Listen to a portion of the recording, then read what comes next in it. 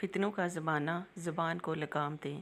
نبی کریم صلی اللہ علیہ وآلہ وسلم نے ارشاد فرمایا، ایک ایسا فتنہ آئے گا جو بہرا، گونگا اور اندھا ہوگا۔ جو کوئی اسے جھانک کر دیکھے گا وہ اسے بھی اچک لے گا، اور اس فتنے میں زبان کو بے مہار چھوڑ دینا تلوار کے وار کی طرح ہوگا۔ فتنے کے اندھے، بہرے اور گونگے ہونے کا مطلب یہ ہے کہ اس فتنے میں مبتلا لوگ تعصب، ہٹ درمی اور جہالت کی وجہ سے حق بات دیکھنے، سننے اور سمجھنے سے قاصر ہوں گے۔ وہ کسی کی زبان سے ایسی بات سننا بھی گوارا نہیں کریں گے جو ان کے نظریے اور مرضی کے خلاف ہو۔